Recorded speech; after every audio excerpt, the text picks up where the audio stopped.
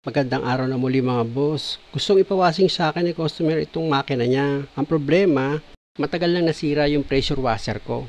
Kaya lang hindi ako makatanggi dahil nga bukod sa nakiusap siya, marumi naman talaga itong makina niya.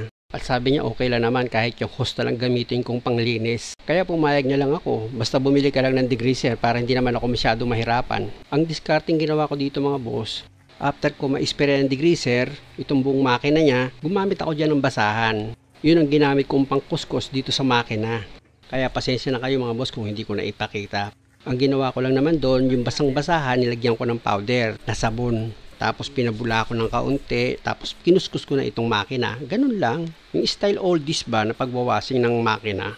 Sa paggamit naman ng degreaser mga boss, madali lang. I-spray mo lang naman dyan yung buong makina mo. Siyempre naman, priority mo dyan yung mga tagas-tagas ng langis kung meron man. Tapos yung dumi na kumapit dito sa makina, yung mancha-mancha niya, ayun, isprayan mo yun.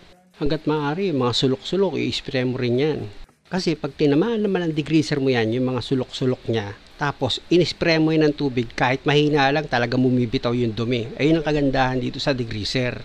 At siya nga pala mga boss, pag nag-spray kayo ng degreaser, palipasin nyo muna yung mga 10 minutes bago nyo siya banlawan, katulad nitong ginawa ko.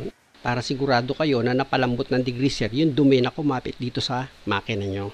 Para pag pinunasan nyo siya ng basahan, wash out agad. At kung gagayahin nyo naman itong style ng pagwashing ko mga boss, hose lang din ang gagamitin nyo, basta wag nyo lang siyang bababaran ng matagal sa pagwashing. Katulad ng ginagawa ko, papansin niyo, di ba? Pinadadaanan ko lang itong makina sa pagwashing na ginagawa ko, hindi ko na siya masyadong pinatatagal.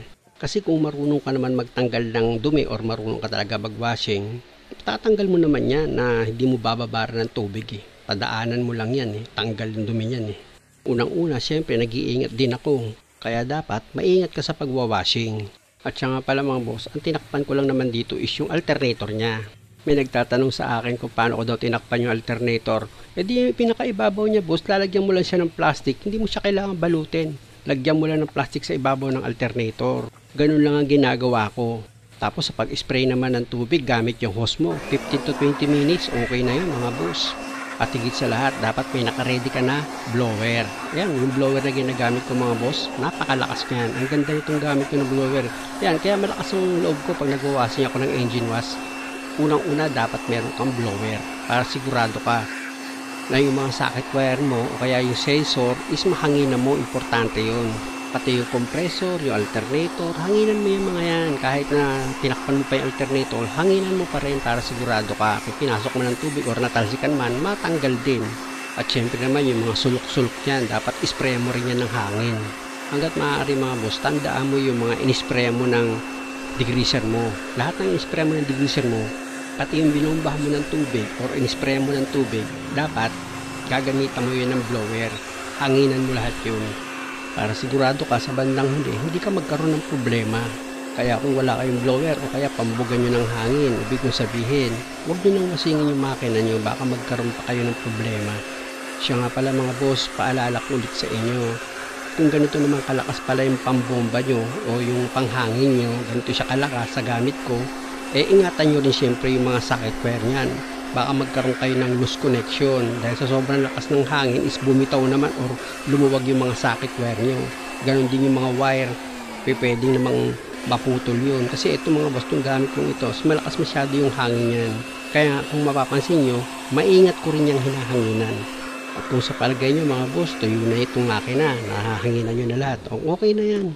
Tatanggalin ko naman ngayon yung plastic na pinang-cover ko dito sa alternator. Ayun o, ayan yung tinanggal ko mga boss. Ipinatong ko lang yan sa ibabaw ng alternator. Tapos, ito na ngayon yung minanwal ko ng pagwashing gamit yung basahan. O, tignan nyo, di ba? Malinis naman siya, o. Kinuskus ko yan, bawat sulok niya, basahan ang ginamit ko. O, tignan nyo, di ba? Okay naman siya, malinis naman eh. O, di ba? Hindi nakita ng bulag yan kung meron siyang dumi. Wag lang si basher ang titingin kasi walang mabuti ron kundi siya lang. Kahit nasabihin mo pang maayos yung pagkakagawa mo dyan, sisiraan at sisiraan niya yan. Halimbawa, naging okay kay customer, walang problema. Hahanapan niya pa rin yun ng kasiraan. Parang si taning lang siya eh. Start ko na nga itong makina. O diba? One click, umandar na itong makina. Muli mga boss, maraming salamat sa panonood. Sana nakakakuha kayo ng idea sa bawat video na ginagawa ko. Maraming salamat.